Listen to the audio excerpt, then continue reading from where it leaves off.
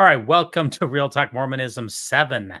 This is the show that you can interact with me, D-Bays, the host of the Mormon News Roundup. We can discuss anything that's Mormon related at all. Whether you're interested in church history, theology, or current events, this is your time to shine. This is your platform. I welcome critics of the Mormon News Roundup or defenders of join the conversation. Order for Simone.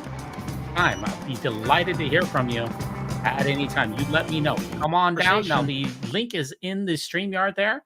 It's actually in there. So there's really nothing that's off limits here whatsoever. If you don't know the first thing about the Church of Jesus Christ of Latter-day Saints, that's no problem. Even if you're serving on the Strengthening Church Members Committee, come on down. Just follow that link. There are no dumb questions. This is your time. I mean, you can ask me anything. Stump the Chump, no holds barred, outsmart the know-it-all, no scripts, no rules, only YouTube's terms of service. Simply click on that StreamYard link and share your thoughts and delve into anything that's LDS related whatsoever. Lively discussions. This is wild. This is crazy. We welcome all takers. So if there's nobody who's joining up yet, that's okay. I've got a couple of shorts that I wanted to watch while I get this party started. I sorted the Mormon stories by the most viewed shorts of all time. I just thought I'd take a quick reaction to some of those most viewed shorts on Mormon stories. Anyone who wants to join up, feel free to do so. Let's see what we got over here. He was talking to me and he said that our mission president told him, if you struggle with just keep it to once a week and you're good. And I was like, you've got to be kidding me. I got in trouble for wearing leggings on the beach or accused of flirting. And these elders, as long as they keep it to once a week, they're good. And that was something I felt so guilty about my whole life. And so I almost didn't believe him. The first time. Someone told you. Until I reconnect with a few others and hear the same thing. And I'm like, you've got to be kidding me. It's almost funny. It's not very funny because it sends a message to women of the church and to women in my mission that they aren't allowed to be sexual in any way. You can't even wear leggings because they're too tight. An elder I served with was talking to me and he said that. Yeah, this is definitely a real thing for sure. You know, when I was a missionary, I absolutely had these my mission president. Absolutely. We never really honestly even discussed masturbation when I was a missionary. It never really came up. My mission president, who is a very famous businessman who's worth millions of dollars, he never talked about it with any of us. So I'm not sure about a double standard because it just wasn't something that he emphasized. And that really gets down to the mission president roulette. Some mission presidents get into these type of things. Some don't. The only thing my mission president ever asked me about worthiness is he would just ask me one simple question. Are you worthy to be here? And I answered that question each and every time, yes. And I went my entire Mormon mission. I never masturbated once, so it wasn't really an issue for me. It's kind of embarrassing to admit, but there's absolutely no double standard that I saw in that particular time. This does go back to one of my favorite videos of all time is Cult's discussion about that particular topic, which goes back to Boyd K. Packer's famous talk that he gave to young men only back in 1986. And in the church's manuals, in the church's handbooks, and especially in the church's Strength of the Youth, masturbation was explicitly condemned. It was even given the euphemism of self-harm, if you can believe that. And this talk here by Boyd Packer, who was an apostle of the church, I believe in 1986, was to the young men of the church. And it was even printed as a pamphlet for a couple of decades. I believe it was discontinued around 2000. But it talks about how, particularly, that no one should have any type of self-arousal whatsoever, and that was considered sinful and harmful. Now, I just want to give a caveat before we play that clip as well, that the church in the latest Strength of the Youth pamphlet actually took out the prohibitions for masturbation, and that topic is supposedly not asked as much in bishops' interviews, although we still get it from time to time, that it is still definitely brought up. Now, when I was 12 years old, my bishops literally asked me about that. And to be quite frank with you, I didn't really understand what he was talking about and kind of explained it to me. And that was the first time that I ever heard of it, was when I was 12 years old. I want to let's play that clip here from Cultural Hall that talks about masturbation and this infamous talk here by Boyd Packer. And I did a video that hasn't been released yet here, by the way, which is the top 10 most harmful Mormon talks of all time. I've already cut it. It's already released. It's already on the schedule. But I put this in there because these type of mentalities of, that normal expression of sexual, adolescent sexual behavior that harms absolutely no one. This shamed generations of Latter-day Saints into believing that they were doing something that was akin to murder. If you read Spencer Kimball's The Miracle of Forgiveness, you will see that he equates these sexual sins is the sin that is only second to murder. So it's very, very harmful here. And Culch takes a humorous take on this, which is the absolute best. Or begins to form, it might be likened to having a little factory in your body, one designed to produce that substance that can generate life. What substance? This little factory moves quietly into operation as a normal and expected pattern of growth and begins to produce that life-giving substance. It will do so perhaps as long as you live. It works very slowly. That is the way it should be. For the most part, unless you tamper with it, you will hardly be aware that it is working at all. As you move closer to manhood, this little factory will sometimes produce an oversupply of this substance. The Lord has provided a way for that to be released. It will happen without any help, nor without any resistance from you. Perhaps one night you will have a dream, and in the course of it, the release valve that controls that little factory will open and release all that is excess. The factory and the automatic release valve works on its own schedule.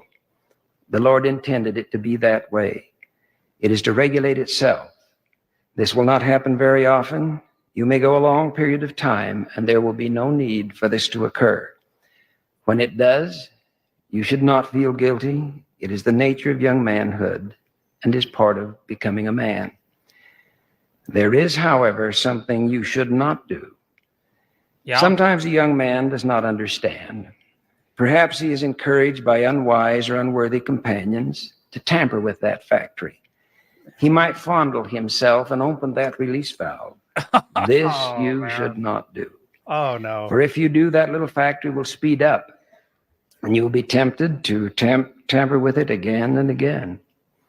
You can quickly be subjected to a habit, one that is not worthy, one that will leave you feeling depressed and guilty. Resist that temptation. Do not be guilty of tampering or playing with this sacred power of creation. Quit playing with your dinghy. Keep it in reserve for the time that it can be righteously employed. Oh, boy. Oh, man, that is pure Culch there for sure. That is pure Culch. The idea, again, is that you're never supposed to engage in any sexual behaviors whatsoever prior to when you're married. That includes whether it's consensually with another person or whether it's with yourself. Now, this particular talk here, I'm on a tangent. I'm actually just riffing on this. And so, I kind of just apologize. Hey, Doug, we'll get you on in a second here. Hey, well, let's not add you to it. Doug, how's it going? Good. How are you? Hey, good. So you say you saw this. You actually were there for this. Is that what you're saying? Yeah. Tell us about that. At the time, it didn't really sink into me. What, the gravity of what he was talking about as it related to teenagers, because I was a teenager, but later it did. So yeah, definitely. It was lost in the moment. Lost in the moment. It was at the conference center, right? In the conference center in Temple Square, right? In the tabernacle. Yeah, in the tabernacle, right? Yeah. Now, was this considered a priesthood session, right? I believe so, yeah. Yeah, with only men. And the priesthood session is a conference that happens twice a year, although it doesn't happen as much anymore, right? They don't always have a priesthood session, or they don't have it at all. They don't have it at all. Yeah, they swapped that out a couple of years ago, right? Yeah, they got rid of that, and now they just have a general session, I guess you'd call it. So, yeah. I like the priesthood sessions myself, although this is a bad example, but particularly I did like the priesthood sessions. What do you think, Doug? Well, it always made you feel special if they had a session just for you, right? So yeah, it does. And one of the reasons that they got rid of the priesthood sessions was, I think back in 2013, was with the ordained women, when ordained women, which was founded by King Kelly and others, who said, we want to get into the priesthood session because the priesthood sessions were for men only. And so they actually, maybe I can pull this up here. I don't have this very well put out here, but she actually tried to have people get into that session, and then they couldn't. You remember them getting turned away at the door? I do. Yeah. Yeah. It's pretty dramatic, that whole scenario. And then the next year, the brethren did away with, well, no, the first they did away with, I think what did they do? Or they allowed women to go to the broadcast. Yeah, they allowed them to go to but they didn't allow them to go to the in person.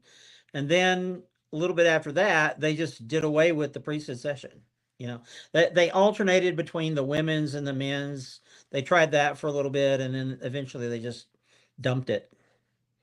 So it's Yeah, gone. they had people who are trying to get into the conference center. If you look at this picture over here, this is Kate Kelly. They were at the tabernacle here. I got this pulled up here. That these are the Yeah. women. This was back in like 2013, right? It was 2013 with the ordained women, right? She eventually got excommunicated, and they're trying to get in here to the conference center, and they get turned away because this is the men's session only, and they have various people here at the door. And I'm not sure if I can find the exact clip here because I wasn't really prepared for it, but they try to go in there and they're denied time and time again to get in. And I think the church kind of learned from that and figured that it was kind of bad press. And so they stopped engaging in that.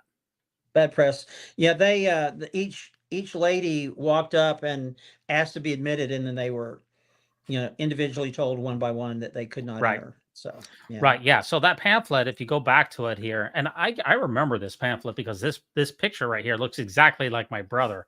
So this talk here was made into a pamphlet, which had a wide distribution. It was kind of a corollary to for the strength of the youth, but this is for young boys only. And we already talked about how masturbation is a sin, but there's also a very, very disturbing second section in here that you might recall as well, where he talks about homosexuals and hurting other people.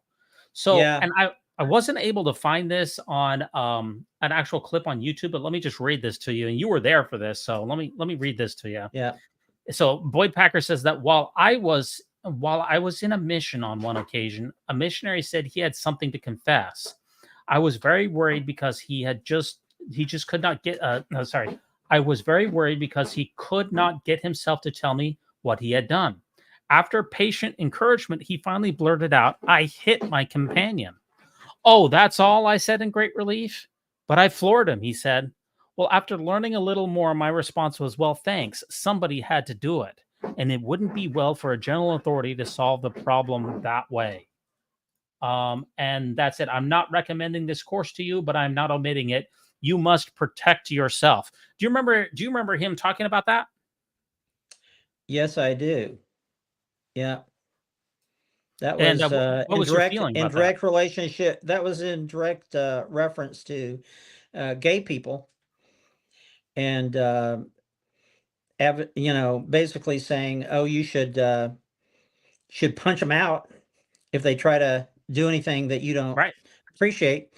And what I remember most is the laughter that went up. Really? In the audience when he said that. Yeah. Yeah, the whole place erupted in laughter. Yeah.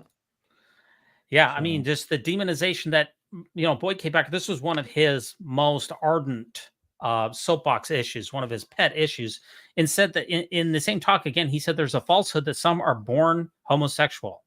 And he said that that's absolutely not true, and that in our premortal existence, that everyone is basically straight. In the premortal life, they're supposed to be straight here, and they're supposed to be straight in eternity. So we had in this particular talk so many harmful beliefs that we know.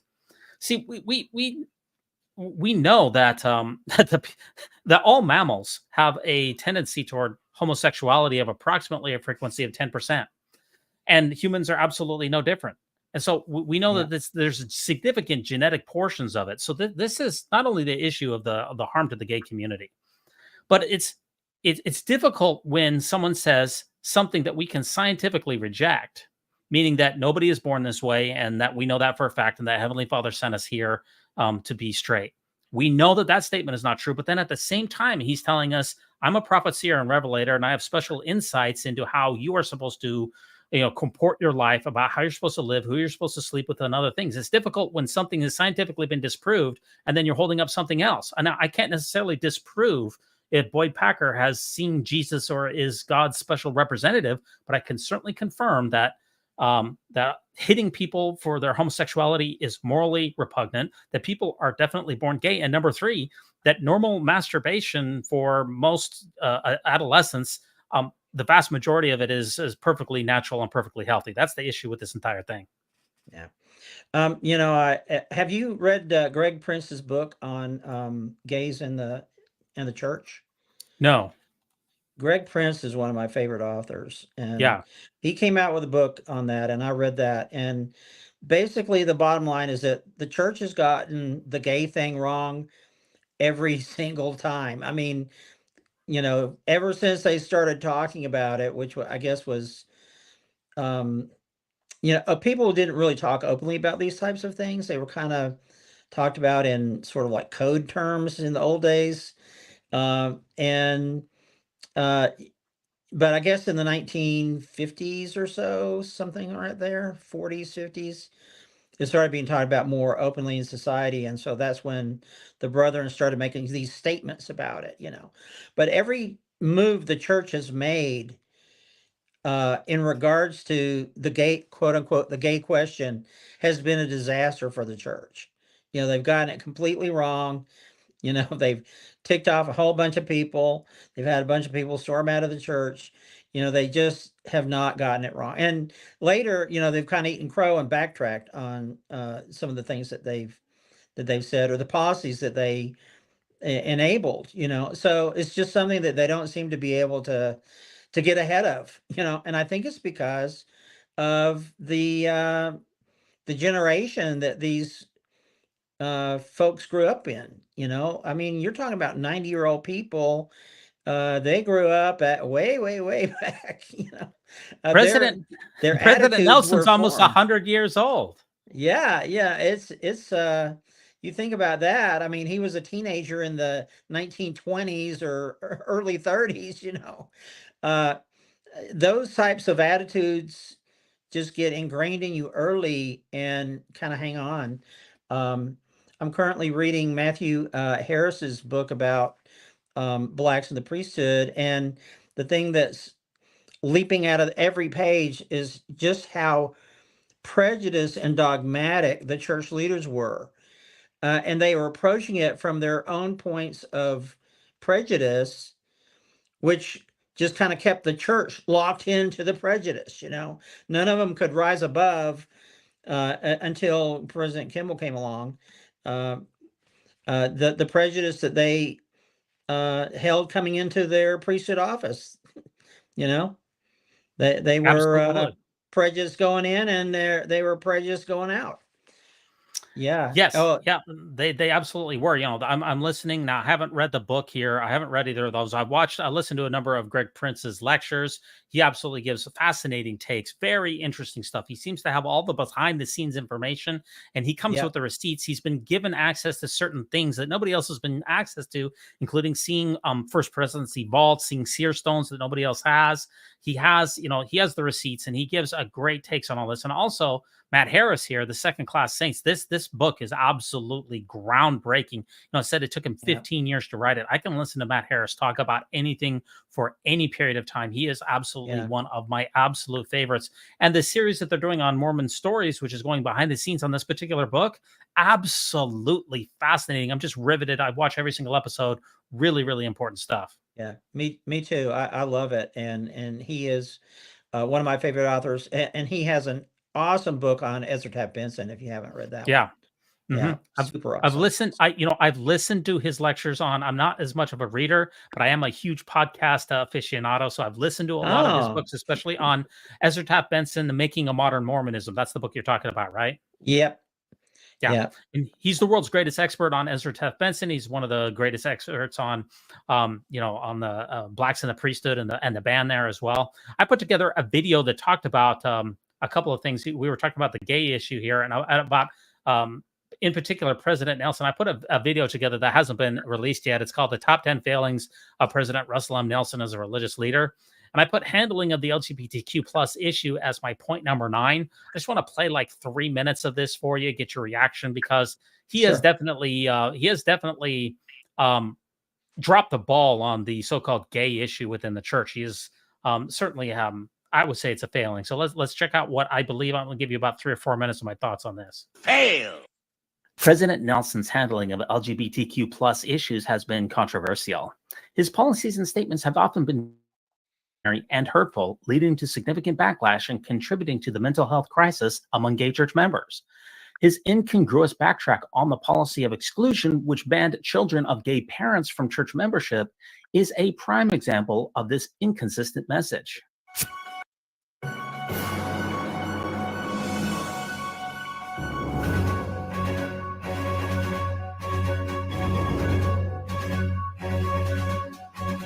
Yeah, here we'll see President Nelson in Hawaii in that devotional talking about that ban. Right.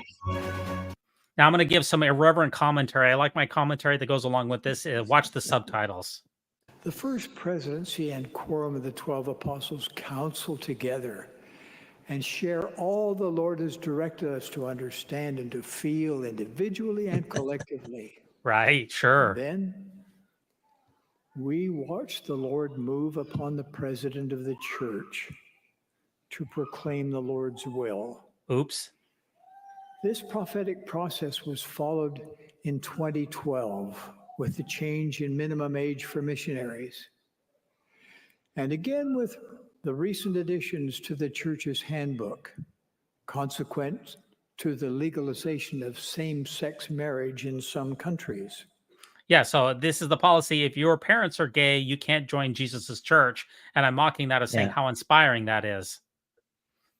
Now, Mark Nagel, who runs the Quit Mormon website, said that this particular time frame was the largest spike of resignations on quitmormon.com of any time that he's been doing it, all the way back since 2009. So this particular policy really reverberated within the church, didn't it?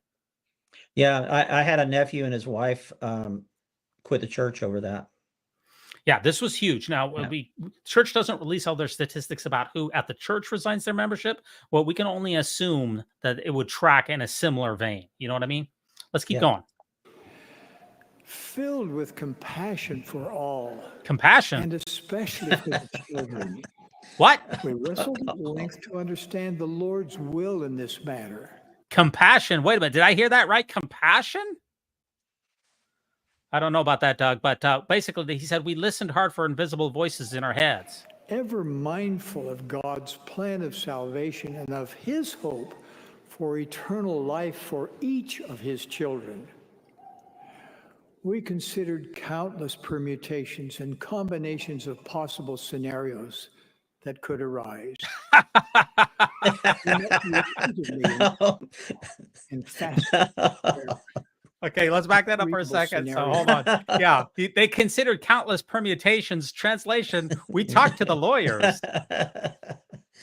Oh my gosh. Okay, and then they met in the temple. So let's make sure we got that. I got a commentary that goes with that too. That could arise. We met repeatedly in the temple in fasting and prayer. Yeah, sure. And sought further direction and inspiration. Nice. And then when the Lord inspired his prophet, President Thomas S. Monson, to declare the mind of the Lord and the will of the Lord, each of us during that sacred moment felt a spiritual confirmation.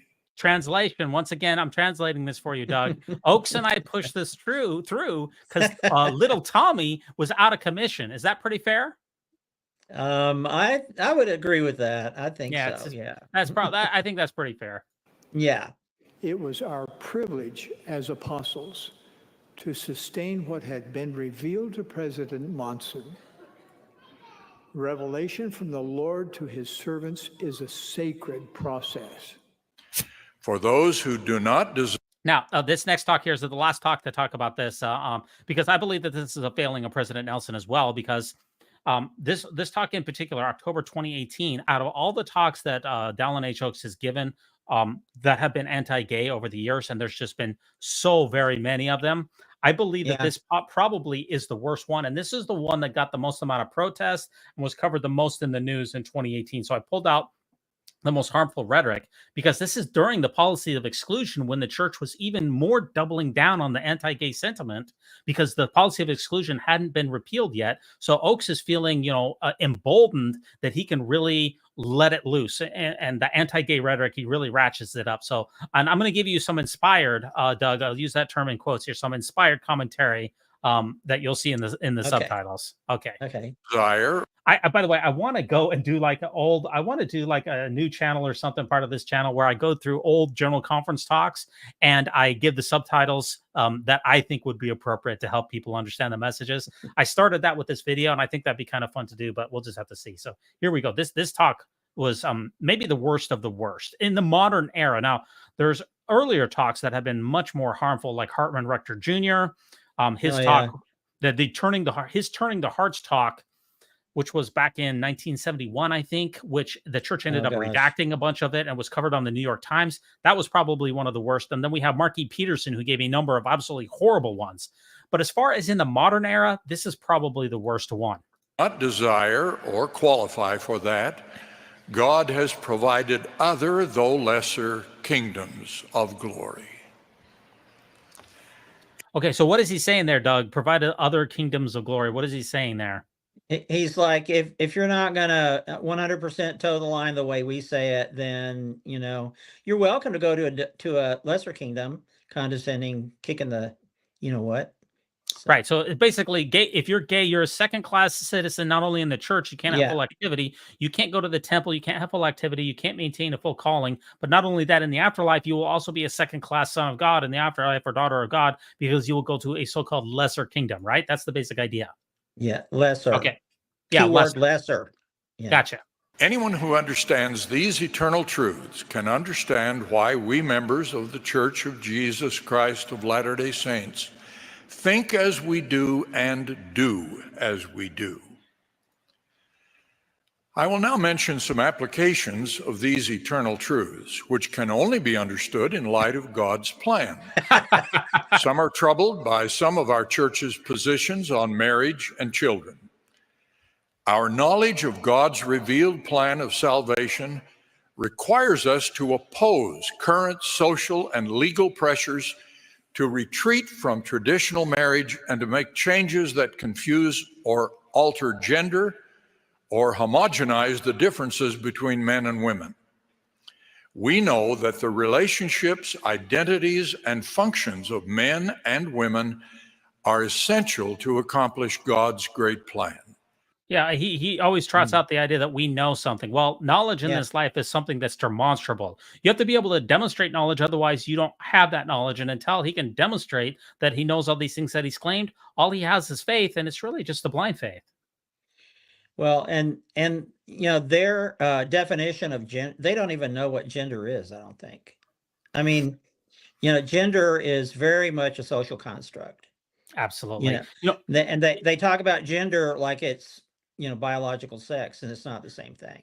Well, so, I'll just a good point. That's a good point there, Doug. I will say that when the Proclamation of the Family came out in 1995, one of the most famous lines is that gender is a part of our premortal, mortal, and eternal identities and existence. Okay. People could say, well, your gender is a social construct, and the church didn't want people to do that. So about 2 years ago, they went to the Handbook of Instructions and updated the verbiage there that says that gender is the same as biological sex. So whereas most of psychology and most of counseling and things like that recognize that there's a difference between biological sex, where virtually everyone is on a spectrum of either male or female. Either you have two X chromosomes or you have an X and a Y chromosome, with virtually no exceptions, very, very small percentage. But that gender is extremely fluid, and there could literally be lots of different genders, just like there's lots of different races. There's no set number of races. There's no set number of genders. The church doesn't want to go down that path. So they clarified in the handbook that gender is the same thing as sex. Those are not different according to the church. Interesting. Right. Finally, we are beloved children of a heavenly Father who has taught us that maleness and femaleness, marriage between a man and a woman, and the bearing and nurturing of children are all essential to his great plan of happiness. Okay, so he says that our Heavenly Father has told us all these things, and that's why I say, Dallin, you're talking about Adam, right? That's who I always acknowledge as my Heavenly Father is Adam. That's a small joke there, Doug. That was hysterical. Okay, I'm glad I found my one audience for this. Okay, and I was just saying, do you have the slightest of shred of evidence to back up any of these dubious claims? You keep saying that you have knowledge and that all these things are so. Can you give us anything that we can tether to reality? And spoiler alert, he can't. Yeah. Our positions on these fundamentals frequently provoke opposition to the church. We consider that inevitable. Opposition is part of the plan, and Satan's most strenuous opposition is directed at whatever is most important to God's plan. He seeks to destroy God's work. His prime methods are to discredit the Savior and his divine authority, to erase the effects of the atonement of Jesus Christ, to discourage repentance, to counterfeit revelation, and to contradict individual accountability. He also seeks to confuse gender, to distort marriage, and to discourage childbearing. So Dallin is blaming everything on an invisible demon. Yeah. Blame it on the devil. You know, he needs to listen to Dan McClellan, who, you know, in numerous of his little videos has pointed out that Satan is a recent Christian construct and isn't really found in the Old Testament. So he's definitely all added in after the fact, you know. Yeah, definitely not found in the Old Testament virtually at all. All we did, the serpent in the book of Genesis is never identified as Satan. Never identified. Yeah. And virtually the only mention that we have is in the book of Job, and that is one of the later books, as I recall. I don't know that for certainty, but yeah, Satan, that's certainly a modern construct. But Dallin wants to blame absolutely everything that happens on an invisible demon. And this is my thoughts on that coming right up here. Especially by parents who will raise children in truth. Solid 21st century reasoning. The work of the Lord is going forward despite the organized and constant opposition that confronts us as we strive to practice the teachings of the Church of Jesus Christ of Latter-day Saints. Yeah, he says the work of God is going forward. Hey, Dallin, newsflash here. The Mormon shrinkage is real, buddy. Get a clue. And that's where we saw the end of the policy came a short time later. Just a couple of months later, the policy's gone. Just 3.5 years in, 3.5 years out. Well, you know, Dallin Oaks has played the same drum for decades and decades. You know, he had a 1985 position paper that he wrote shortly after he was made an apostle. And in that paper, he basically said that the church should sort of like fake being nice to gays, you know, not oppose them on everything, but when it came to things around marriage, to go nuclear on them, basically. And that's really what the church has done, you know. Like they'll give a little bit of money to a shelter for homeless gay youth or something like that in Salt Lake City, and that's just, you know, for public image. But really behind the scenes, they're going nuclear. They also, when he was president of BYU, this kind of cracks me up. There was an initiative. It was called the Values Institute. I believe that was the name of it, the Values Institute at BYU. And it was, you know, some of the psychologists and people there at BYU were involved in it. And their goal was to rebuff all of the sort of quote unquote secular views on homosexuality, and that, you know, the psychologists and people were starting to tell them, and to prove that, you know, what the Lord had said about homosexuality was, you know, the right thing. So they were basically trying to debunk notions that it was immutable, you know, that you were born that way, that kind of a thing. So anyway, they put together this big project, you know, and Dallin Oaks was involved in it. And I've seen all the papers that went back and forth between Dallin Oaks and some of the participants in this thing. And they really botched it. And they wound up scrapping the program. And then one of the BYU psychs that was involved in it.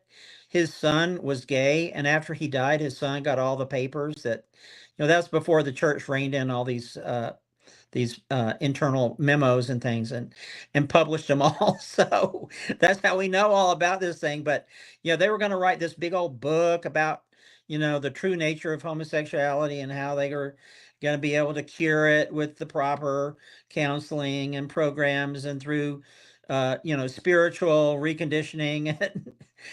It all just imploded. So And that's oftentimes what happens when faith and science get together. It's always amazing because faith always just gets pushed aside by science. So it used to be that, you used to have faith that used to cover 90% of our lives. We had no idea where germs came from. We had no idea what volcanoes, tsunamis, anything like that. It was just all so mysterious. We came up for mystical explanations for all this. And what we actually did know was very, very small. As science has come along, it has continuously pushed religion out of the way. And not one time has faith or religion ever pushed science back. So the church has been rebuked on its antiquated notions about sexuality and the origins of homosexuality, and they've continuously retreated in that sphere. And that, of course, begs the question: well, then why in the world did they get things wrong for so long? And how come they weren't ahead of the game? Now, I do have a video here that actually, I got a lot of videos. What can I say? I got 1,000 videos. So I got a video for everything out there, Doug. But this is the reaction to what happened to Dallin Oaks's, that particular talk in 2018. This is the pushback that came from that particular. Let's watch that for a minute. Is Oaks' homophobic rhetoric. Over the years, he has made numerous statements that have been viewed as discriminatory and hurtful towards the LGBTQ community. His stance has contributed to the alienation and suffering of many church members, exacerbating the mental health crisis among gay individuals within the church. Circle House is an LGBTQ outreach organization that reaches out to many youth here in Provo, which is where many gay, lesbian, transgender Mormon youth live. But President Oaks's hard stance against same-sex marriage and other gender identity issues had a lot of these kids coming here for comfort. So seeks to confuse gender, to distort marriage, and to discourage childbearing, especially by parents who will raise children in truth. That was President Oaks saying that the adversary or the devil is behind many of these social and political issues. Many people here in the community say they don't feel seen or validated by church leaders, even though many of the General Conference addresses made vague positive mention of how the church feels about LGBTQ youth. But Jordan Scrow, a lesbian and an outreach coordinator here at Encircle House, says President Oaks's comments were damaging to youth who are already at risk of suicide because they don't feel validated by their religious community. In any conservative community, in any religion, when the message that is directed towards LGBTQ people revolves around you aren't enough, you aren't important, your experience isn't valid, the natural result of that is increased depression, increased isolation, increased anxiety.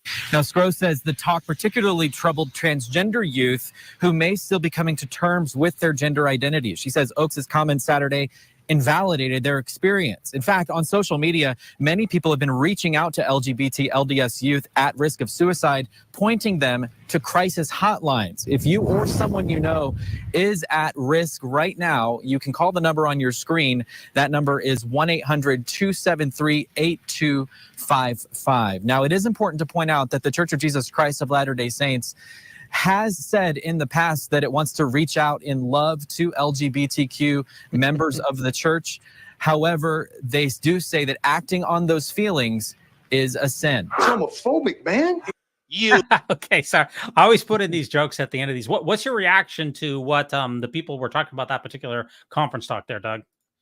Yeah, I mean, I think there's a great point to that. You can't tell people that, oh, they're great, we love you, and at the same time turn around and say, oh yeah, what you represent is horrible and is disgusting and God hates it, and and it's destroying families, et cetera, et cetera. I mean, it's a double, you're speaking out of both sides of your mouth. So yeah, absolutely. Now, in that this was a video that still hasn't been released yet, but it's the top 10 fails of Dallin H. Oaks. And there's plenty of fails to talk about here. But one of his is his resistance to change. And I've got another one of his We can play two more of his addresses because he has talked about this issue a great deal.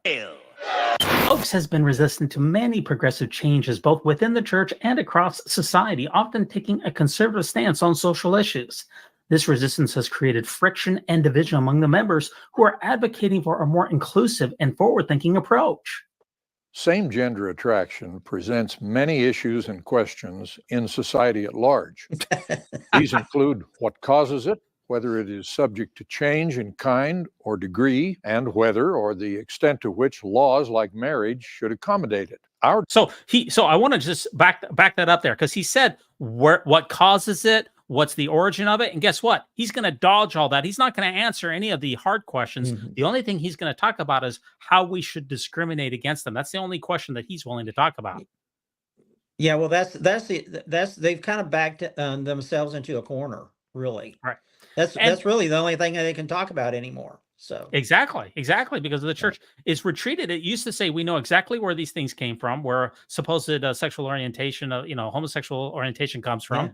But now they said now we take no position. So instead of receiving further light knowledge that the Father was supposed to send, they continue to backtrack and have less knowledge than where we started with.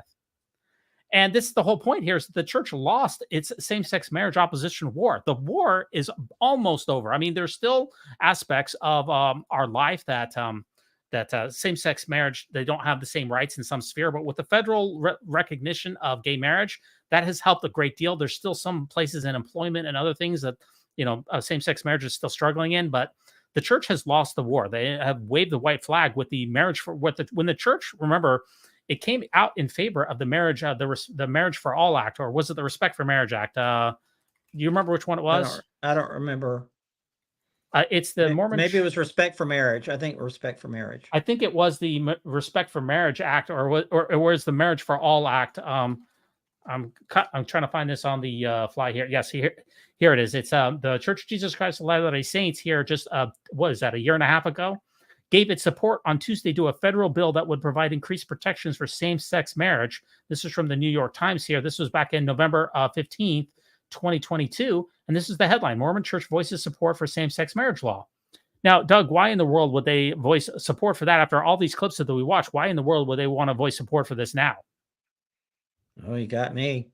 So I do know the answer to that one. It was kind of a gotcha. So what this law enshrines is that it says in the public sphere that gay people and people of same-sex marriage, that they will have full rights, that their rights will be exactly the same as a opposite gendered marriage. Okay. But in the private sphere, it allows religious institutions to discriminate. It allows them so that they don't have to have marriages on BYU campus, no marriages in the chapel, no marriages in the temple. So the church gave up the public sphere and said, okay, we're going to wave the white flag and we're going to give up on gay marriage on the public sphere, because after Obergefell, it's basically over in the public sphere, right? So, but they are holding on to the private sphere and saying, okay, we're going to allow discrimination in the private sphere. Eventually, we all know what's going to happen. That private sphere, it's going to be thrown out eventually in the future too, right? Yep. That's basically the reason behind that. So let's go back to Dalinosh's. The church has lost the same-sex marriage opposition war, and it's only a matter of time until BYU is forced to allow same-sex marriage, same-sex people have the same rights on campus. It's only a matter of time, because what's going to happen is the same thing that's going to happen to Bob Jones University back in the 1970s. Bob Jones University, which was a Christian right-wing university, somewhat akin to BYU, said that there'll be no interracial marriages allowed on campus or interracial dating at all. And the federal government came in and finally said, you know what? If you continue this policy, because this was after Virginia versus Lovings in, I believe, 1974, that said that it's a right for all people to have interracial marriage and it cannot be banned. Bob Jones University, if you continue to engage in this harmful practices, that we're going to revoke your tax-exempt status. They held firm and lost their tax-exempt status. And then eventually they had to cave on that and they got it back. The same thing, mark my words, will come for BYU on the same-sex issue. Okay. Which laws like marriage should accommodate it. Our discussion is limited to two related questions we sometimes hear in the Church of Jesus Christ of Latter-day Saints. What does our doctrine teach us about how family members and church members should treat one another when one of their members is struggling with some of these issues? It's not a struggle. It's an orientation. It's not a struggle. I know. I mean, it's they couch it in these. They use these terms that are so demeaning. Yeah, there's no struggle with your sexual orientation. No struggle. Yeah, most people are born with this. with a particular sexual orientation. Now, there are some people who they say that they're, that there's various environmental stimuli that it can affect how they do it. And some people decide to choose different things. That's a very small minority. Most people, this is hereditary. But yeah, it's not a struggle here. It's only a struggle because of people like him. And how can we help members of the church who struggle with same-gender attractions but want to remain active and fully engaged in the church? This same topic was discussed with all of the general authorities of the church in April of 2012. We will not discuss any of the multitude of other issues and questions. There is so much we don't understand about this subject. Well, you don't say. That we do well to stay close to what we know from the revealed Word of God. What we do know is that the doctrine of the church, that sexual activity should only occur between a man and a woman who are married, has not changed and is not changing. But what is changing and what needs to change is to help our own members and families understand how to deal with same-gender attraction. You like hold it? Hey, that's not right. I always put in the funny little jokes at the end of the clips. I mean, considering their track record, I don't think they have any business lecturing people about how to handle or treat their gay siblings or family members or whatever. And he insists on using that term same gender attraction, which also I know is offensive to gay people. It's like, it sounds like a disease or something. Yeah, and it's designed that way. These are not just like little words that just popped up, that somehow got embedded in church language. These are absolutely chosen, for their psychological impact. Not only to signal to the gay person that, oh yeah, you've got a disease, but also to signal to the members that, oh yeah, there's something wrong with that guy over there. He's got same gender attraction. Well, he struggles with same gender attraction. Like the heart, struggles with it. It's like the heartbreak of psoriasis, Now the if you church remember that commercial. No, I don't remember that, but I do think that Dallin Oaks chooses his language very carefully, and he never wants to say that he never wants to acknowledge that homosexuality is a noun, that there are gay members, that somebody is gay, that someone is homosexual, that someone is transgender. He never wants to use those as nouns because he doesn't want those to be acknowledged as actual facts. Now, I mean, there used to be a website out there called gayandmormon.com, but the church took that down. And now if you search for that, you're taken to same-sex attraction here that says that the church does not take any position whatsoever on same-sex attraction at all. So much for leading the world on morality and what it is that we're supposed to be doing with our lives. You're supposed to be the sole arbiter of morality on this planet and the gatekeeper of what is right and wrong, but you refuse to take an issue with an issue that most people consider to be a very moral issue. I understand the church saying that they want to be politically neutral and they don't want to weigh in on, I don't know, some minor regional conflict. I guess I can get behind that at least a little bit. This is a moral issue, and the church just says, well, we don't know and we can't find out. Well, then what good are you? Good point. Yeah. Let's there's also one other from the top 10 fails of President Dallin Oaks. This is the most I don't know if we want to say amusing of his statements on this, but this was from his young adult devotional 2 years ago in April. And in my opinion, Doug, the young adult devotionals are the most important addresses every single year, even more important than General Conference. And we get to hear one of the most legendary tales here of Dallin Oaks in a long line of legendary addresses by general authorities. This one is really almost stands alone here. Let's play this one. I don't know if you remember this one, but you probably remember it when we get to it. Oaks has made several controversial statements. Doctrine. You fail. Oaks has made several controversial statements about gender roles, advocating for traditional patriarchal structures within the family and the church. These teachings have been criticized for perpetuating inequality and limiting the potential and contributions of women in the church. I just received a valuable letter from a 16-year-old girl who lives in a state where we have few members. I will call her Amy. Her letter is important because she expresses feelings that are common in young people all across the church. Amy's lengthy letter includes these portions. I've asked one of your peers to read her words. I feel like I sometimes get inconsistent and confusing messages from the church. In my day-to-day life, I see members of the Church of Jesus Christ of Latter-day Saints on social media act as if they aren't part of this gospel. I feel like I'm the only young woman in my ward who sees the things I see wrong with the world. I truly don't understand why so many youth in our church don't see any problem with people changing their gender every other day, dating people who are the same sex or identify as no gender. At ward or stake youth activities, I am asked my pronouns, or at school, I am asked to dance with a girl who thinks she is a boy. I know we are supposed to love everyone and show them respect, and I always do. I just feel that there is a line being crossed. I wish we heard more talk from church leaders about this problem.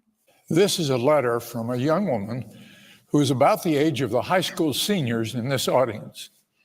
Why does her letter strike me so profoundly? She wants to do what is right, but she feels surrounded by values and behaviors she feels to be wrong, and she just doesn't know what to do about it. She wants to stand for truth, but she doesn't know how to do it with love. It's all fake news. Okay, what's your... the jokes, I always forget about the jokes at the end of the segments there. What do you think about the legend of Amy? Do you remember that talk? Do you remember the legend of Amy? I don't think I saw that talk, but I've seen this clip before, I think, or something similar to this clip. But yeah, I mean, it just seems too contrived, you know. Sorry. It's just amazing that this letter from Amy hits every single one of Dallin Oaks's pet little hobby horses that he's had for his entire life. Everything from the pronouns to people changing their genders every day. Every other day? Where is this happening? That is a total straw man. That is a red herring. That doesn't happen. People change their gender back and forth every single day. That is total nonsense. And instead of saying, Amy, let me educate you here. People don't change their genders every day. Instead, he says, oh, this is really valid. He's validating Amy. And we're never given enough information to figure out who Amy is or anything like that. You know, it's amazing that, as Coach said, it's the perfect letter that arrived just in time for his talk on this particular issue. The timing on this is absolutely amazing, isn't it? Uncanny. Yeah, it's uncanny. Now, if you go back, since we're on this particular issue here, really, in my mind, the calculus for me changed really. I'll tell you, Doug, I have a gay brother who was, I'm the fourth of 5 children, and the first brother who was first born to my parents was gay.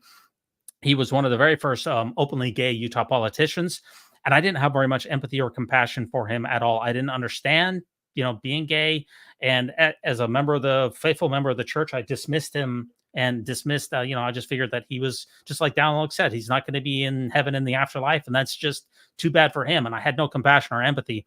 And I remember I was actually in the Atlantic Ocean on a boat, and I had some time to kill, and I came across Latter Gay Stories, which is a podcast, and they have this PDF document here called On the Record, an LDS chronology of LGBTQ messaging. Have you ever come across this one? I have. I don't think I've read it all, but I've seen that. Yeah. Yeah, if you look at it, this is every single, now this is a long document, 109 pages long here, but for me, honestly, it was life-changing. Because when I read this document, which has every single teaching of the church in chronological order from the beginning all the way down to Joseph Smith. Yes, Joseph Smith did talk about this issue, by the way, and to Brigham Young and to everyone else. And it goes in chronological order all the way up until the present day. And as soon as I was done reading this, and I was just riveted by it, I was horrified. I called my brother and I said, you know what? I judged you wrong, and I should have stood up for you, and I apologize to you because I was not a better brother. But this is for anyone out there. You really should read this, because this is what Mormon leaders have said to the youth, to gay brothers and sisters: diabolical, blasphemy, pervert, unnatural, abominable, an affliction, immoral, impure, victim, under the control of Lucifer, weak, transgressor, evil, ridiculous, sinful, ugly, predator, sin of the ages, deceitful, abominable, detestable, crime against nature, malady, confused, degenerate, addict, unmanly, unseemly, desperate, diseased, helpless, promiscuous, enslaved, contaminated, carnal, selfish, aggressive, brutal, abusive, violent, hopeless, corrupt, filthy, dreadful, unhappy, and counterfeit. And all those are contained in this document and are totally documented so that you don't have to take our word for it. What kind of reaction do you get when you read something like that, Doug? That's a list of happy words now, isn't it? Yeah. And oh my gosh. Yeah. Pretty disgusting. Yeah, and what the most amazing thing is that these words weren't used for condemning people like Vladimir Putin or Bashar al-Assad or Saddam Hussein, which are the most genocidal and brutal dictators of our age, or Kim Jong-un, who's literally starved millions of people, or President Xi in China, who's killed millions of Uyghurs in China. All of these brutal dictators who are in our time frame. Or they weren't used for Pol Pot. They weren't used for Adolf Hitler. They weren't used for any of these people. The most violent and the most hateful rhetoric that any of the general authorities, and these on the record are not from somebody in the Twila Elders Quorum, the Second Council, and the Twila Elders Quorum. These are from general authorities of the church: prophets, seers, and revelators, apostles. And where do they unleash the most? What makes them madder than anything else on this planet? Is it people being starved to death? Is it people who don't have enough food to eat? Is it unsheltered people who die from the guinea worm, people who die in horrible suffering, little children who are raped? No. The most thing that they hate more than any other thing is homosexuals, and especially the gay members of the church. That's where the most virulent rhetoric is unleashed. It's sad. Yeah, and it's very sad. It's a sad commentary. Yeah, it absolutely is. I guess that's that. I guess that's about it on that one here. Now I want to go back and cover a couple of the live chats here from people who wanted to talk about. And let me just go back here. Let me see. Unless anybody else wants to come on, Doug, I'm happy to hang out with you. No problem here. But somebody was hanging. Yeah. What about the Cavalry group here? Kelly Turner asks about the Cavalry group. Are you familiar with these guys here, Doug? On what they're doing? I saw Rebecca's podcast about that, and I'd never heard of it before. It sounds like something that apologists would do. Wouldn't put it past them. So I think RFM's comment was, if the church doesn't take that down within a week, then the church is behind it.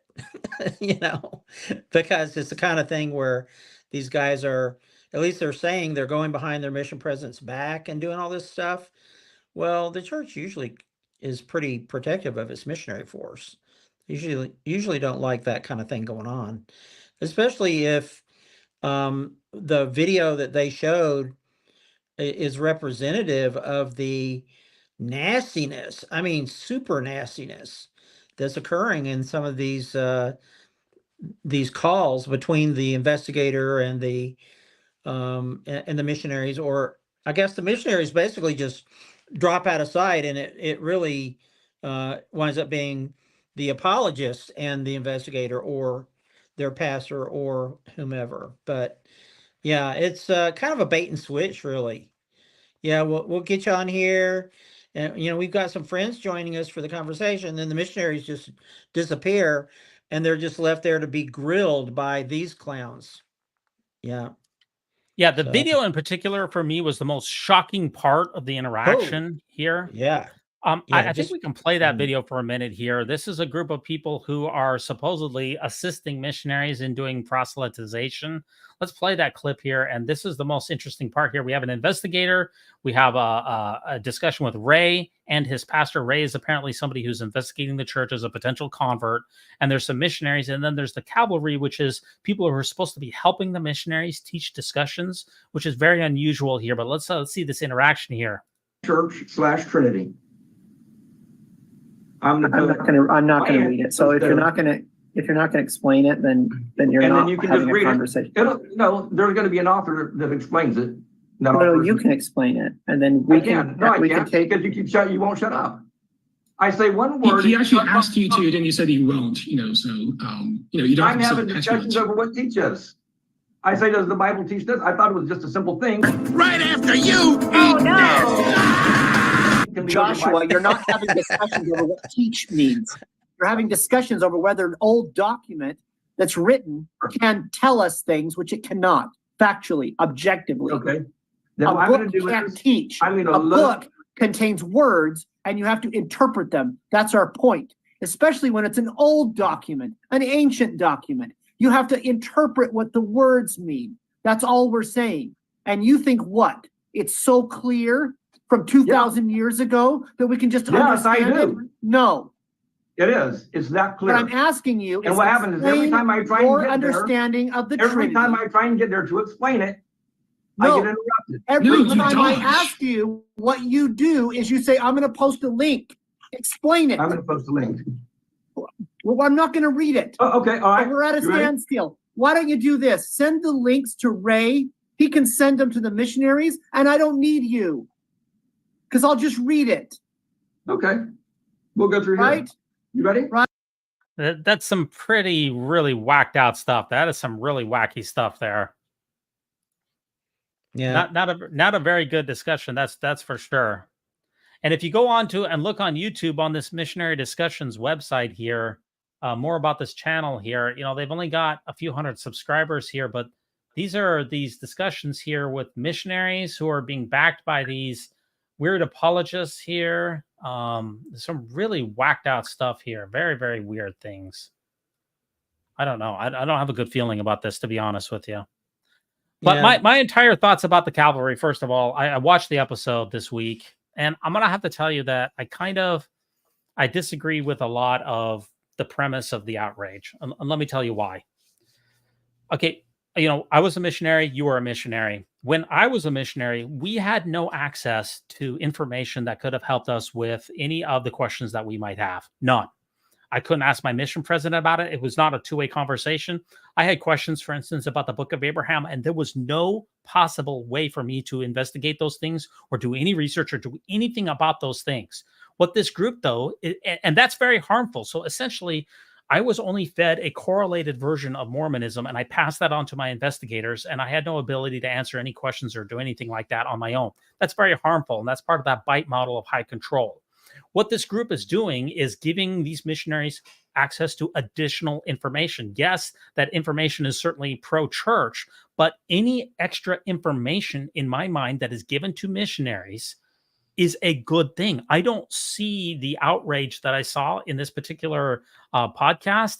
I'm not with them on the outrage. I think that if missionaries have questions and they have the ability to research these questions, I think that just like J. Reuben Clark said, we fear no investigation. The church is supposed to fear no investigation. Any information about the church is a good thing. So if a missionary is using these guys or has access to a shared drive or is asking places where they're asking questions to other people, I look at all that as a good thing. I don't see the outrage. I see the video as pretty harmful, but I don't see it. I don't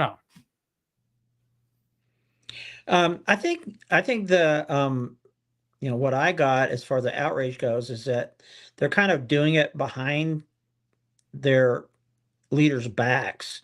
It would be one thing if they were being upfront about it and their leaders were supportive of it, but the language that was used on that website was, don't tell your mission president about it, and if you get, if you get involved or if you tell your mission president that we're going to tell him that you said this and that, it was, just kind of like a very cultish Fight Club kind of vibe. And I think that was where the alarm was coming in. Rebecca has a child on a mission, so she's going to be super protective, of course, So I understand her take. RFM was pretty worked up about it, but I think it was just because of the hypocrisy of, we're going to hide it from the mission presidents. It's like, if it's a good thing, why aren't you roping your mission presidents in and making sure that all your elders get this help, all your elders and sisters get this help. So anyway, I just a couple of other things. Look, missionaries, I know they're very vulnerable, and I understand that, but they are consenting adults. And if a consenting adult wants to have a Zoom call with another consenting adult about religion, I don't really see much of a problem with it. In fact, I see it as a good thing. I do see some irony here, in that the Mormonish podcast is on a Zoom call talking about religion, and then they're going to criticize missionaries who are on Zoom calls talking about religion. I mean, I don't have a problem. They're consenting adults. If they want to talk to apologists, who am I to say that they shouldn't? I'm not trying to tell missionaries that they need to follow all the mission rules. A lot of these mission rules are absolutely batshit crazy ideas, and they should be totally ignored. I don't know why we need to tell missionaries, do what you're told, stay on the covenant path, don't reach out to anybody, don't look for any additional information. I think the more information that missionaries get, the better it is for them. And I don't really care what source that information comes from. They can Google, they can talk to these guys, they can look on Mormon Stories podcast. There's a wide variety of information that's available. The more information that people get, the better. I'm just not seeing the outrage. And I'm sure some people are going to push back on that, but I just don't see it.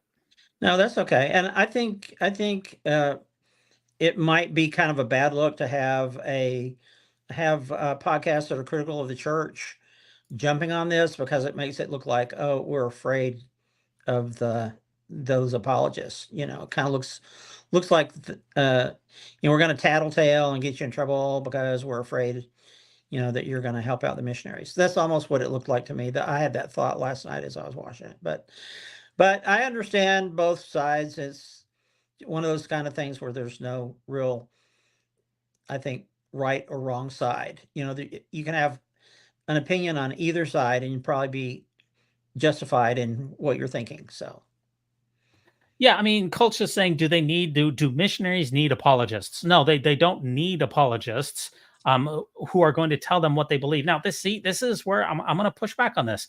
Just because somebody is telling you something doesn't mean that you have to listen to them. You have mission presidents who are telling them one thing. You have their parents who are telling them other things. You have apologists who are telling them other things. You come on this podcast, I'll tell you something else. I don't have a problem with anyone telling missionaries what they should do, whether it's their parent, whether it's their mission president, whether it's an apologist, whether it's anyone. We're all consenting adults here. We can all have a wide variety of different ideas. We're in the public sphere. We're in a multi-pluralistic society in the 21st century. And I just don't see the issue as big as some other people do. I think it's strange. I think it's odd. I think it's really bizarre. But I don't see it as inherently harmful to missionaries. If I had been a missionary and had access to this thumb drive, which has allegedly, or this Google Docs, which have hundreds of documents where I could have researched some of the problems with the church that I had questions at the time, especially the Book of Abraham. Like I said, I had no ability to research the Book of Abraham. If this thumb drive had more information about the Book of Abraham, that would have helped me a great deal, not only as a missionary, but as a human being. And I would have been able to confirm that, yes, Joseph Smith had no idea how to translate ancient Egyptian. I could have confirmed that as a missionary. That would have helped me. So I just don't see, I don't see big of a problem. But Dives, the other thing though is that, that video that we saw, I mean, is that really what you want missionaries learning to do with investigators? I mean, that was over the top inappropriate, Our mission president told us not to do that. And I've served back in the 70s. So, that's been a long-standing thing, is not to Bible bash, because nobody really gets converted by that ever, Bible bashing.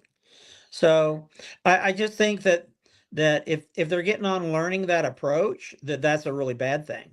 I don't think they should be learning to behave that way or feel like it's okay to behave that way as a missionary, because you're supposed to be above that kind of thing as a missionary. So, okay. Yeah. Like Culch, I agree with you. Culch says that giving them knowledge isn't the problem. The other tactics the group uses is, and I agree with you. The video that we saw was reprehensible. They've taken people's Facebook pages down. They've engaged in intimidation. All of those I find to be absolutely deplorable.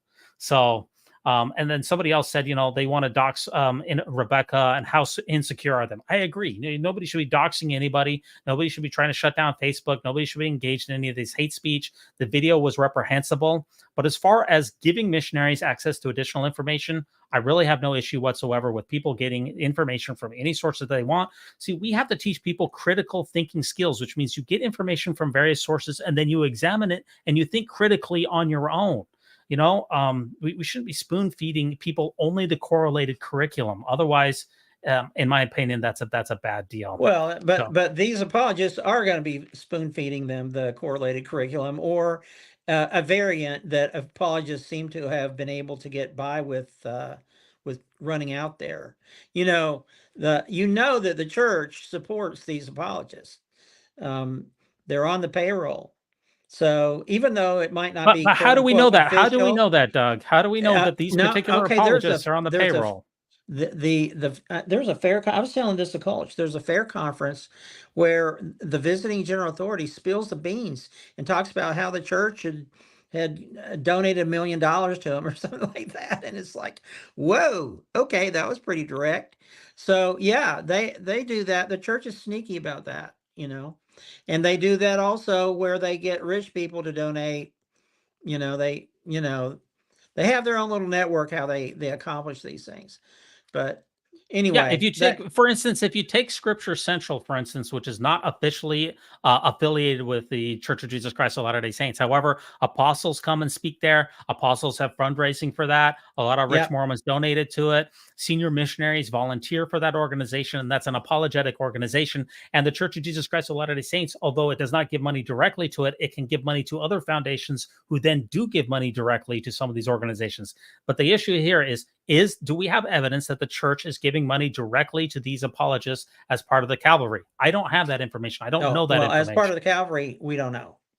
Right. No, we don't know. But we do know that the church does do some of these behind the scenes things to prop up apologists. We know that for certainty. Just not in particular these particular There's a ones. pattern there. There's a pattern. Let's agree that there's a pattern. Yeah, there definitely is a pattern. I've got a couple last Mormon stories ones before I just kick this off here. I'm watching the top 5 Mormon stories shorts of all time by most amount of views. This has 4.5 million views. This one short here has like 4 times the views of every one of my videos combined. So just watch a couple of these. I think we're going to wrap it up unless anybody else wants to hop on. And I do the deed with my high school boyfriend, and my bishop convinces me that I am a addict, and I talked to my parents about it, and they agreed that the best thing for me was for me to move from Houston to Utah to get away from the situation and to start therapy with a addiction therapist. I was probably 12 the first time my dad had me sit and read that scripture about being next to murder. Oh my gosh. Because we are dealing with the powers of creation and the powers of creating life and the power of taking life. And those are God's responsibility and nobody else's. And if we are not treating them how God tells us to treat them, then we are handling the most severe sins. So I believed I was not quite a murderer, but I was enough of almost a murderer to make my own father cry. So yeah, this is a very common teaching, at least from my perspective here, is that the committing premarital sex would be the sin next to murder. So if you rank all the bad things that a person can do, this would be right up there, the second most. Not investment fraud, not defrauding people, not child sexual abuse, that type of thing, but committing premarital sex with between consenting persons, that is the sin next to murder. And this was hammered home by people like Spencer Kimball, who wrote The Miracle of Forgiveness, the ironically named Miracle of Forgiveness, and hammered that home. Was that something that you came across as well, Doug? Is that's the worst thing you can do aside from murder? Oh yeah. Yeah. And my mom made us read Miracle of Forgiveness as teenagers, and it was kind of traumatizing. So yeah, the Miracle of Forgiveness is really traumatizing. That's why they pulled it from Deseret Book just a few years ago. Only about 10 years ago, maybe 5 or 10 years ago, they finally pulled it back out of there, because Spencer Kimball's entire premise of that book is that you might be able to obtain forgiveness from God if you do all of these incredible things. You work out, your salvation with fear and trembling. You repent in sackcloth and ashes. You make amends. You do all this incredible suffering. You work with your bishop. You confess things, and you don't take the sacrament. Maybe you're disfellowshipped and all of these things, and then maybe you can obtain forgiveness from God. And those type of it's now been replaced by Elder Anderson's book. What's the new book that it's been replaced by? I forget the name of that book. I can't remember. I shouldn't do this during a live stream here. Replacement. Miracle of Forgiveness replacement book. I forget what they replaced it with. It's Elder Anderson's new book, and I cannot remember what the name Infinite of it is. Atonement or something like that. I think that's it. Yeah, hold on. or maybe it was Tad Callister's book, Infinite Atonement. Sorry, I'll probably look this up. Yeah, Infinite Atonement. I think this is what they replaced it with, the Infinite Atonement. So this was about that same time frame, 2000. That's when they pulled out the Miracle of Forgiveness, and now instead we have the Infinite Atonement by Tad Callister, which is a much more progressive book than the Spencer Kimball's books. Okay, couple other ones here. Let's get the. I've got like 2 shorts left here. Go to the church building. No one's there. It's just our family, just me, my dad, and Kelly. And he goes, "Okay, I want to talk to Kayla first." So my parents are sitting outside of the room. I go in, and I have to tell him everything. He wants details. He wants me. What types of questions is he? How many times? Oh my gosh, yeah. And what age are you again? I'm 14. 14. Yeah. How many times? What types of sexual thing? I know this is a podcast, so I don't know how much I can say. It's important so that we learn to stop doing these things. Yeah. So it's not to be graphic or explicit. It's to educate. That's the only intent. And I was horrified. I didn't know all the explicitness of the details of these questions until because you're not in the recently, room, which is right? its own problem. And I even told my husband, and I mean, so he's horrified about what happened. You're 14. You're alone with a Mormon adult bishop man, and he's asking you. And not. Yeah, what do you think about this short here, Doug? What's your reaction? Yeah, they need to ditch the interview process as it currently exists. It's out of line. Sam Young proved that to me. Yeah, and some of these comments here I think are pretty pressing. Sam Young was the one who championed, and he did help reform the church because now you can have 2 people in a bishop's interview, although it's not required. And that's what really needs to change, is that there needs to be a requirement. Right. And the background checks. Yeah. Absolutely. That's the problem here, is that you're in a sensitive environment here, one-on-one with a Mormon, usually an older Mormon man, usually around his 50s or 60 years old. And you're being asked sexual questions. This happened to a lot of people. This isn't just a one-off. In fact, the temple recommended questions themselves are of a sexual nature. And some of these bishops, it sets you up for potential grooming situations here. And it sets you should never trust someone just because they are religious or because they're a supposed church authority. That's why you need background checks all the time.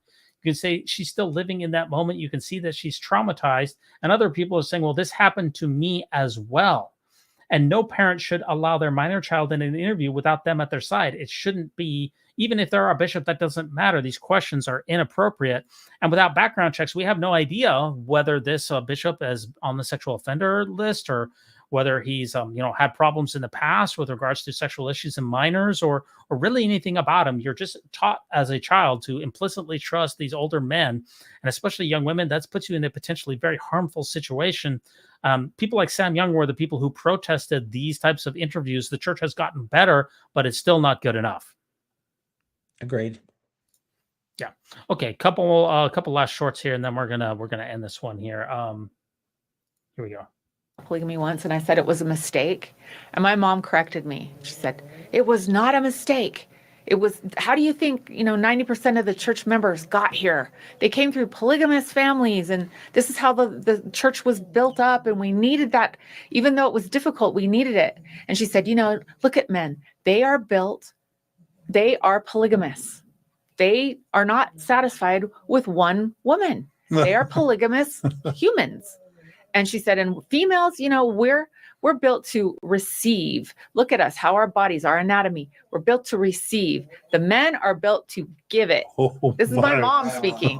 And she said, so they have this need to give it. And I'm like, what? Whoa. And I said, so why aren't we doing it now then? And she said, well, it's not necessary now. We don't need it now, but eventually we will live the law of polygamy. Oh, what do you think about this one here, Doug? That's Hartman Rector's daughter. Right. Oh my gosh. oh gosh. That cracks me up. Yeah, that is Hartman Rector Jr.'s daughter. It's true. I mean, that kind of thinking is still going on in the church. Look at all the polygamous breakaways that there are, I mean, there's still a market for it, right? And people willing to listen to that.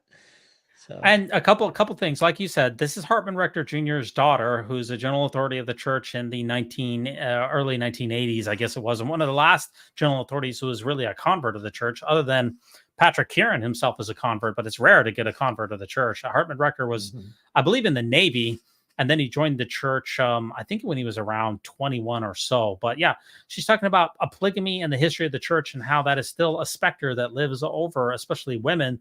And that she talks about eventually that we will live polygamy in the afterlife because it is still on the celestial books. It's been discontinued in this life, but especially Mormon women in particular can look forward to an eternity of having a husband who could potentially have multiple wives. I do want to ask you one thing, Doug, and she says that the reason that we're here is because of polygamy. And in some ways that's true, but she seems to, her mother, Hartman Rector Jr.'s wife, seems to be arguing that polygamy, the old idea here is that polygamy built up a lot of children and that the church propagated more because of polygamy. Do you believe that the church had more children because of polygamy, or was it less? I've read a couple of different takes on that. And probably, I don't think it really produced that many more children. I think it took a lot of women off the market that would have, shouldn't say off the market, but you know what I mean. It took women out of the dating pool that would have been normally married to single men who, at the time there was a lot of issues with all the women being taken away by these polygamous guys, all the church leaders who were polygamists, and a lot of young men were kind of left high and dry. So I don't think that. I think somebody said that the number of births per woman was actually lower in polygamous families than it was in monogamous families. So I don't think there's not a good argument for it. It's a nightmare. It's like the race of the priesthood thing. This is something the church just needs to completely ditch. They need to stop the multiple sealing thing going on now. That's a mistake too. They need to completely separate themselves from polygamy, throw it in the garbage, say we don't, we disavow it and move on because it's toxic and it always will be toxic, especially to women, especially to women. And I don't blame the women at all. And it bothers me as a man. So. Yeah, there's 3 Gospel Topics essays on polygamy alone. Out of I think there was 12 Gospel Topics essays. 3 of them deal with polygamy because this is such a thorny issue. I remember being a missionary in Washington, D.C. in the 1990s, and this polygamy was still a big stumbling block for investigators, even though it had been allegedly discontinued a century earlier. It still causes a huge amount of problems. And, she talked about how, and I agree with you, Doug, that the studies have shown that people who are in polygamous relationships have less children per capita than those who don't, because you're going to have less time with your husband. Brigham Young had 56 wives. He didn't have children with all of them. In fact, most of these polygamous leaders didn't have children with all of their wives, whereas in most monogamous families, or families, not monogamous is the wrong word. Yeah, monogamous families, you would typically have children unless a woman was infertile, because you would have more access to a man and a woman being together in a sleeping situation for multiple nights. So no, we didn't get here from polygamy. We got here in spite of polygamy. So it's a completely backward argument. And one other thing I do want to ask you, controversial: are men inherently polygamous? That was the other argument. Are men inherently polygamous? No, I don't think so. Don't think so. Okay, good enough. Good answer. Okay. I got one more here lined up for you. And then that's going to do it for us, unless somebody else comes on. Barnesville, Georgia area, that was like being thrown back into the 50s of people yelling the N-word at us to get off their lawn, telling us they're going to get their gun. They still, on Wednesdays, everything was closed until 2 p.m. in honor of the slave trade. During that time, everything would be closed so that people could go to the auction blocks. What? Yeah. And so they still honored that all the way in 2000 and 13. And it was because that town was a slave town where they would do, like, the railroad came through it. And that's until 2 p.m. there would be auctions. I was just full on scared for my life, you know, and I learned very quickly, like, to not go to the houses that had any Confederate flag hanging. It was scary, and it was a lot, like, emotionally to deal with. I absolutely can't imagine the difficulty of, number one, being a Mormon missionary, number two, being a woman, and then being a person of color as a Mormon missionary woman, and then fourth, serving in a racist area. That is like got to be one of the tallest and most difficult things that a person could possibly be asked to do. Try to convert people in that type of environment. Insane. Yeah, that's horrific. Really feel for her. Of course, I'm in the South right now, so yeah, that's the racism is still alive and well here. Trust me. And Yeah, I also I feel live in sorry for her. Virginia, and I Yeah. lived in Arkansas, and you still see even here in Virginia. I mean, this is the heart of the Confederacy. Here is not that far from where I am, and in Arkansas, we had Confederate flags all the time. Whereabouts do you live in? What state Tennessee. do you live in? Tennessee. Yeah, Yeah. nice. Yep. Well, I want Confederate to thank. battlefields just down the road. Yep, it's crazy. And as we saw from the saints, second class saints, you know, the reverberations of Mormon racist history is still really resonating in people's ears. And I'm definitely going to be looking forward to reading that book when I do get a chance to do it. I've listened to all the episodes, but I want to thank everybody for coming on. I appreciate you for coming on, Doug. You're the only one who came in, but you welcome. rescued the show. Oh, no problem. Okay, thanks a lot, everybody. Have a Take great care. night. Okay, bye-bye. Yeah.